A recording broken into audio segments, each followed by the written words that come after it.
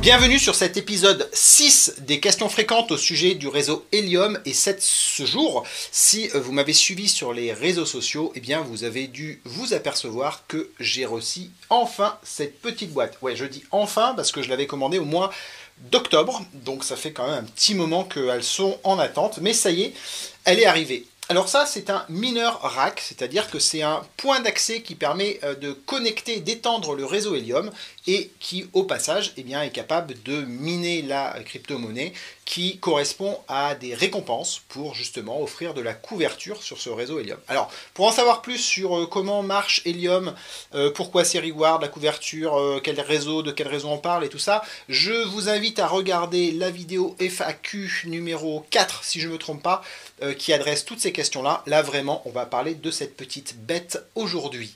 Alors, je vais faire les choses en deux vidéos. La première, ça va vraiment être sur la partie matérielle, et puis je ferai une deuxième vidéo sur la partie installation, parce que déjà, elle est en cours, l'installation, et en plus, parce que ça prendrait un petit peu trop de temps de tout vous mettre dans une seule vidéo.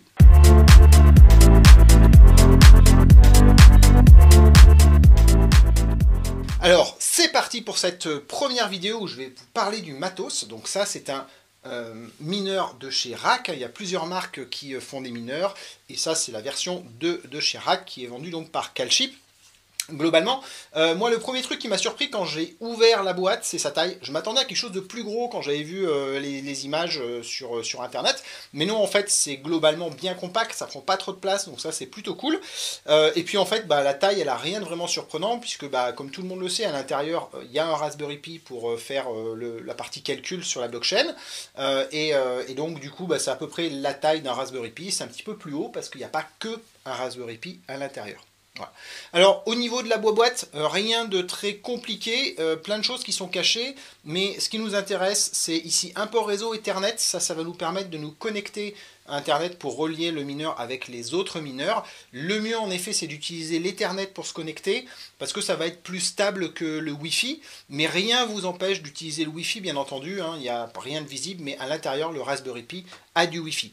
A noter qu'il n'y a pas d'antenne spécifique pour le Raspberry Pi, ça veut dire par conséquent que la performance radio sur le Wi-Fi va pas être exceptionnelle.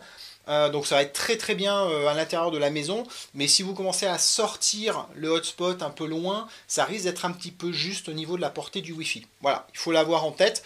Pour autant, voilà, globalement à la maison ça va fonctionner, il n'y a pas de souci. Ensuite sur les prises, on va avoir la prise d'alimentation, c'est une prise USB-C, tout ce qu'il y a de plus classique. Donc là rien de particulier, il y a une alimentation qui est fournie avec, Bon voilà l'alimentation, moi j'ai reçu l'alimentation directement en format CE, il n'y a pas de souci, voilà, prise pour mon pays, avec donc le connecteur USB.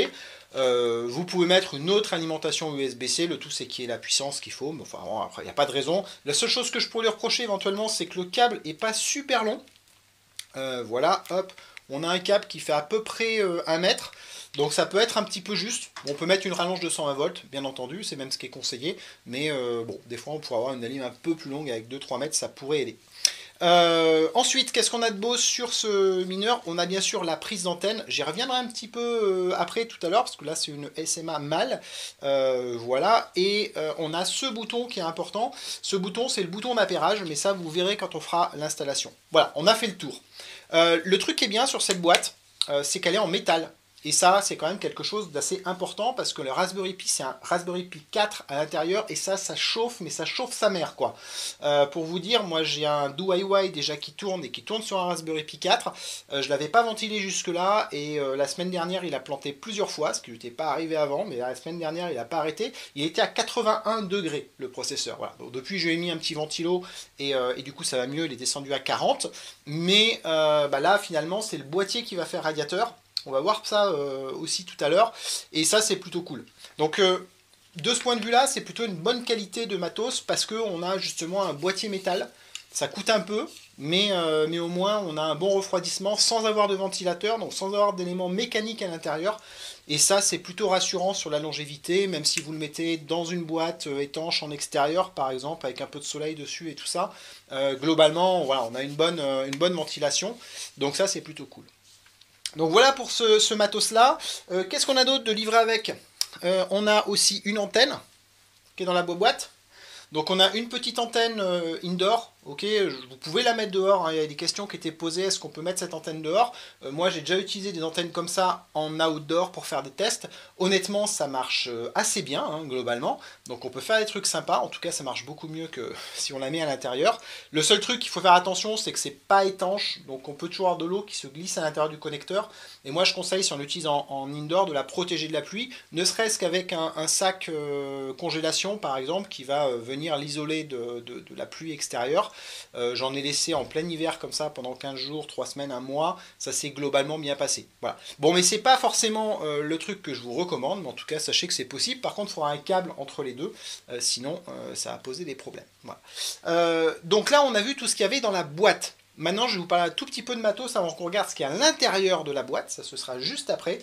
Et du coup, quand on a ce boîtier-là, souvent on a envie de le mettre en extérieur. Donc pour le mettre en extérieur, il nous faut une antenne extérieure, c'est mieux que cette antenne-là, et on a plusieurs modèles d'antennes qui peuvent être disponibles. Alors il n'y en a pas que chez RAK, on n'est pas obligé de mettre une antenne RAK parce qu'on a un produit RAK. Moi je vais vous présenter les produits RAK parce que c'est ce que j'ai chez moi en ce moment, mais j'ai déjà travaillé avec des Taoglas, avec des Microtik, qui ont du très bon matos aussi, hein, il n'y a pas de souci. Ce qu'il faudra faire attention, c'est que les connecteurs soient bien les bons.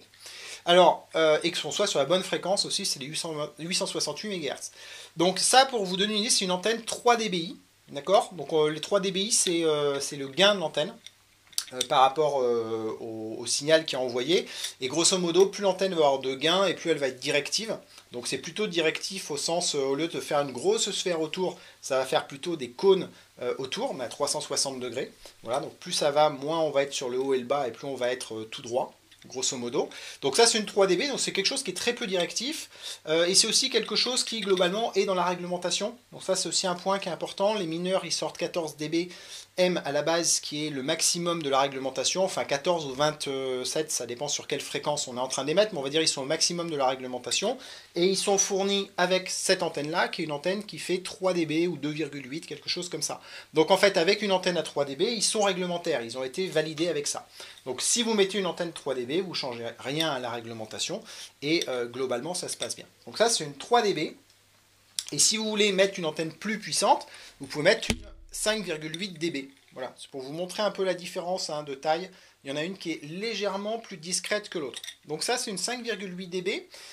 Donc du coup, attention, parce qu'au niveau de la réglementation, celle-là, elle a trop de gain, globalement. Sauf que, il se passe un autre truc, c'est qu'entre le mineur et l'antenne, il va falloir qu'on mette du câble.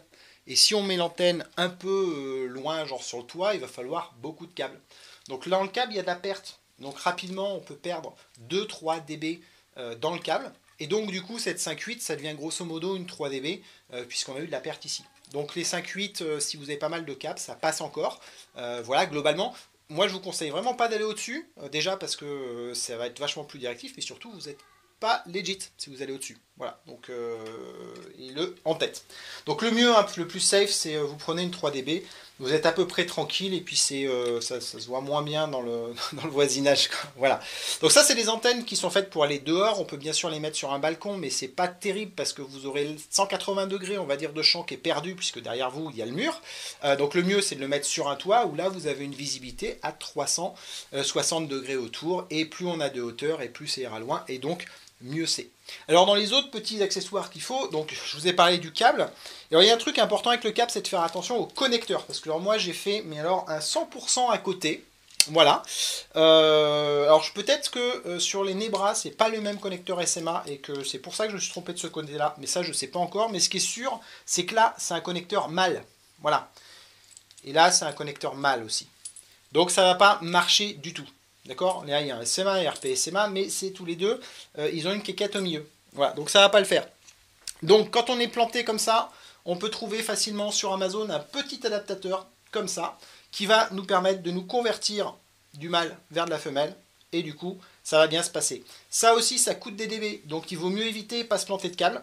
Voilà, mais si vous plantez de câble, c'est bien d'avoir ce genre de petits trucs. Alors, comme moi, je suis très fort, j'ai réussi à me planter de câble des deux côtés, et ouais. Et ouais. C'est-à-dire que là aussi c'est une mâle. Et là aussi c'est une mâle. Voilà. Donc il faut un adaptateur femelle. Voilà. Donc ça aussi ça se trouve hein, sur Amazon. J'ai dit eBay tout à l'heure je crois pour Amazon. Très bien. Enfin ou ailleurs, AliExpress, que vous voulez. Mais Amazon c'est livré assez vite. Voilà. Donc là on va venir le visser. Et on va venir le visser des deux côtés. et du coup on va pouvoir convertir notre erreur en une solution. Voilà, globalement. Donc pas de problème si jamais vous vous plantez, il y a des adaptateurs comme ça, c'est pas donné, ça arrive pas tout de suite, c'est un peu chiant, donc faites gaffe. Voilà, voilà, c'est pas non plus très grave. Un dernier petit truc qui est pas mal quand on met les antennes à l'extérieur, c'est aussi de protéger un petit peu toute cette connectique, surtout quand on a commencé à mettre des adaptateurs pour éviter qu'il y ait la flotte qui rentre dedans. Pour ça, vous pouvez trouver de ces bandes-là, j'ai plus le nom exact. En gros, c'est une espèce de bande en caoutchouc qu'on va venir étirer, enrouler, qui colle un peu sur elle-même. Et ensuite, avec l'air ambiant, en fait, elle va sécher et ça va faire une coquille plutôt solide qui va venir entourer et rendre étanche la connectique autour de l'antenne. Voilà, donc ça, c'est pas mal aussi pour protéger. Donc là j'ai à peu près fait le tour sur le petit matos dont on peut avoir besoin pour faire l'installation. Et du coup maintenant ce que je vous propose, c'est qu'on ouvre la bestiole. Voilà, et qu'on regarde ce qu'il y a à l'intérieur.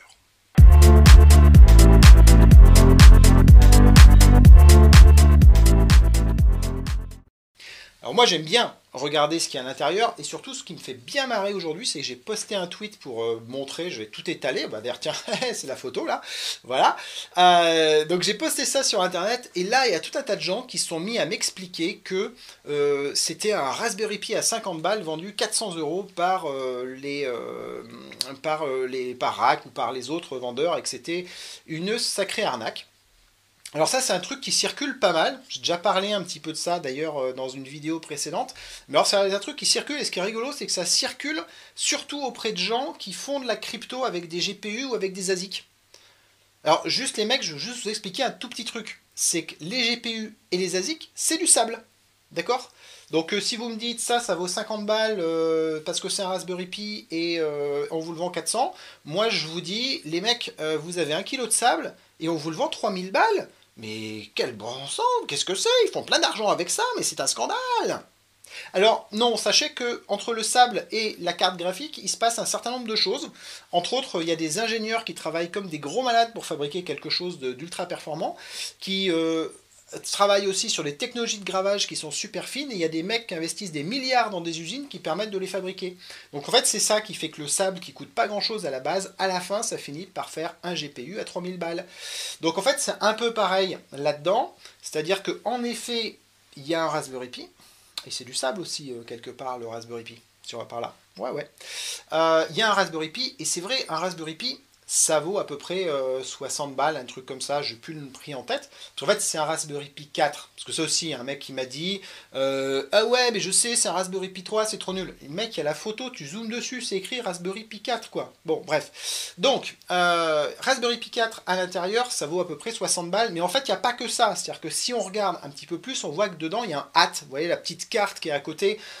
Et qui permet de supporter le concentrateur radio qui est encore à côté. Donc cette petite carte, elle a été faite spécifiquement pour mettre sur le Raspberry, et elle contient un élément qui est important. Elle contient ce petit chip là qui est ce qu'on appelle un secure element, c'est-à-dire que c'est un élément d'identification unique qui permet aussi de faire du chiffrement et qui va permettre d'authentifier le mineur, et qui permet donc de dire que c'est un mineur officiel. C'est parce qu'il faut ce genre de chip qu'on ne peut plus faire des DIY, et on ne peut plus faire des DIY parce que sans ce genre de chip, il y a des gens qui trichaient comme des fous. Voilà. Sinon on ferait les DIY, ça serait vachement mieux pour étendre le réseau. Mais le problème c'est qu'il y a quand même un paquet de tricheurs malheureusement, et donc il faut trouver des solutions, et malheureusement ça passe par un hardware spécifique, c'est ballot, mais c'est comme ça. Donc il y a ce petit hat, donc ça aussi ça veut un petit peu d'argent, hein. On va dire que ça vaut 5-10 € à peu près, grosso modo, ce truc-là. Et dessus, on a cette autre carte qui vient et qui est un concentrateur LoRaWAN. C'est-à-dire c'est la partie radio. Parce qu'en fait, ça, c'est pas un Raspberry Pi qui fait les calculs. Ça, c'est un élément radio qui permet de communiquer sur un protocole qui s'appelle LoRaWAN. Et donc, du coup, il faut une radio à l'intérieur. Et donc, cette radio, c'est ce petit chip qu'on voit ici. Et ça aussi, ça vaut à peu près 60-70 balles, grosso modo. Alors, on a tous ces éléments-là qui vont rentrer dans cette boîte, Alors c'est pas facile hein, de sortir tous les aimants, d'ailleurs vous avez vu j'ai pas réussi à sortir le Raspberry Pi parce que c'était coincé.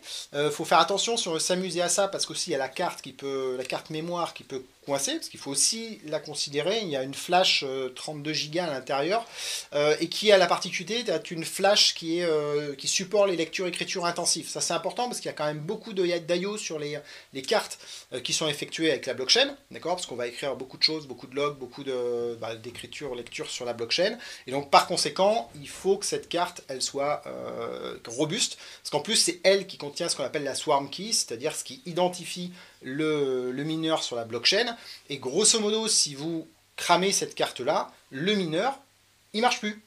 Et vous pouvez en mettre une autre, vous n'aurez pas la swarm key qui permet de faire marcher ce mineur-là. Donc c'est mort en fait si vous avez perdu cette carte. Donc c'est important d'avoir une carte de bonne qualité, et ça, une carte de bonne qualité, ça coûte aussi quelques euros de plus qu'une carte lambda.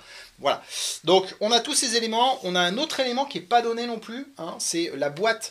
Comme je vous ai dit, on a une boîte en métal, c'est pas une boîte en plastoc qu'on injecte à 1 euro au millier. Là, on est sur de la boîte en métal, c'est de la matière, ça coûte un peu plus cher, carrément. Mais c'est un énorme avantage, comme je vous l'ai dit, c'est que ça permet de répartir la chaleur. Et d'ailleurs, vous voyez sur le dessous de cette boîte, eh bien, il y a une espèce de petit pavé de mousse, là, enfin, ça a l'air d'être de la mousse, comme ça, mais ça n'en est pas tout à fait.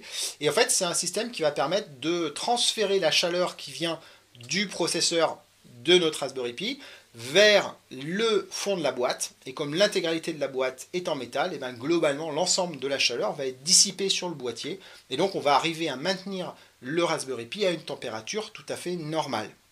Donc quand on prend tous ces éléments, globalement, on voit qu'il y a quand même pas mal d'ingénierie. Il faut se dire qu'un produit comme ça, quand il n'est pas dans le monde des mineurs rack, hein, c'est-à-dire quand il est dans le monde juste des gateway rack, c'est-à-dire des systèmes qui permettent de faire du LoRaWAN, c'est un produit qui vaut à peu près, si je ne me trompe pas, dans les 200-250 euros, quelque chose comme ça, il faudrait vérifier, mais c'est à peu près l'ordre d'idée, quand on l'achète chez Calchip.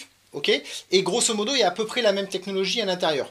Okay. Donc la question c'est qu'est-ce qui fait la différence entre le prix d'un rack classique et le prix d'un mineur Helium? Est-ce que c'est uniquement de la marge pour le fabricant ou est-ce qu'il y a autre chose dedans? Et en effet, il y a deux autres choses qui sont très importantes à l'intérieur. La première chose qu'il y a, c'est l'enregistrement du mineur sur la blockchain. Ça, c'est un truc qui est spécifique à Helium, mais à chaque fois qu'on branche un nouveau mineur sur la blockchain, il faut qu'on paye une transaction d'enrôlement. Donc ça nous coûte 60 $. Donc en plus du prix du matériel, il y a 60 $ qui est dans le prix que vous payez, qui sert à s'inscrire sur la blockchain. Ça, c'est assez intéressant, cette transaction-là, parce que déjà, ça permet de créer une économie en relation, c'est-à-dire que ce matériel-là, quand on l'achète, on valorise le token en le faisant, ça crée une économie autour du HNT et autour du DC, donc ça a du sens, et puis ça permet de faire fonctionner la blockchain. Chaque opération dans la blockchain, si vous voulez, elle a un coût, que ce soit de transférer des données ou que ce soit de rajouter un nœud à l'intérieur, et ce coût-là, il est payé en détruisant des tokens, détruisant des HNT, qu'on a converti en DC, qu'on a détruit ensuite, mais grosso modo, on va détruire des HNT, et quand on détruit des HNT, globalement, on élève sa valeur. Donc ça, c'est globalement assez intéressant. À chaque fois que le réseau va être en croissance, globalement, ça va aussi faire croître le token, même si clairement, comme j'ai déjà expliqué plusieurs fois, c'est pas ces opérations-là qui font la valeur du token aujourd'hui, mais ça y participe, et c'est ce qui fera la valeur demain. Donc, c'est intéressant que ça existe. Donc, sachez que, en plus du prix du matériel, vous payez 60 $ pour ça. Et sachez aussi qu'avec Helium, quand on achète le matériel, on intègre les frais de douane. Ce qui est différent quand vous achetez un matériel rack directement chez Calchip, quand vous le recevez, vous recevez aussi la facture du transporteur qui a payé les 20% de TVA pour vous, plus ces 15 ou 20 balles que lui facture pour avoir payé la TVA pour vous. Donc à la fin, ça fait un montant de l'ordre de 30% que vous payez en plus du prix qui est indiqué. Ça, quand on commande chez Calchip, en tout cas moi, j'ai pas eu à payer cette partie-là supplémentaire, c'est-à-dire que c'est Calchip qui l'a payé, et donc en plus de tout ce qu'on a vu précédemment, dans le prix, il y a aussi les prix des taxes d'importation, et donc ça, c'est un autre élément qui fait qu'on arrive aux alentours des 400 $. Donc pour tous ceux qui sont en train de se plaindre du prix, moi aussi j'aimerais bien que ce soit moins cher, d'ailleurs les Miner Lite vont arriver, vont permettre de réduire un petit peu les coûts, mais pour tous ceux qui se parlent d'Helium en parlant du prix, moi je voudrais juste vous rappeler une chose qui finalement à la fin est importante, c'est que si les vendeurs voulaient se faire plaisir, Ça se vend à peu près 4000 € sur eBay aujourd'hui. Donc je pense qu'il ne le vendrait pas 400, mais il le vendrait plutôt 1000. Voilà, tant qu'à faire.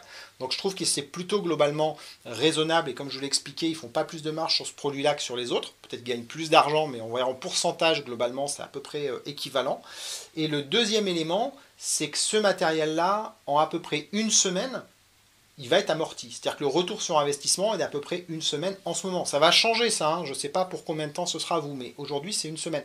Donc on peut me dire que c'est cher, qu'il y a des gens qui font beaucoup de marge, mais quand je vois que si on achète un GPU pour faire de l'Ethereum, il faut à peu près 3 mois et demi à 5 mois pour le rentabiliser, j'ai tendance à me dire que, perso, je préfère avoir mis 400 balles là, et franchement, si Kelchip, ils ont gagné 50 ou 60 balles sur ce matos, ou peut-être même s'ils ont gagné 100 balles, honnêtement, c'est une part raisonnable, ça fait 25%, et 25% dans la distribution, c'est juste le minimum en fait qu'on peut faire. Donc j'espère même qu'ils ont fait plus que 100 balles sur cet appareil-là. Bon, je ferme la petite parenthèse, mais c'est juste, ça m'énerve un peu d'écouter ce discours de gens qui finalement comprennent rien à ce qu'il y a dedans, comprennent rien à ce qu'on est en train de faire au niveau réseau, et comprennent pas grand-chose à l'IoT, et viennent nous expliquer qu'en fait c'est un Raspberry Pi à 50 balles vendu 400. Non, pas du tout, je pense vous l'avoir expliqué un certain nombre de fois. Bon, j'arrête avec ce débat-là. Maintenant, ce truc-là, dans la vidéo suivante, ce qu'on va faire, c'est qu'on va le brancher. On va regarder comment ça se configure. Vous allez voir, c'est plutôt simple à configurer. Il y a quelques petites étapes. Des fois, on peut se poser des questions, donc ça va être cool de vous montrer ça en vidéo. Et en attendant, eh ben, je vous souhaite une bonne soirée. J'espère que vous allez recevoir vos mineurs vous aussi, qu'on va rapidement étendre ce réseau. Ciao!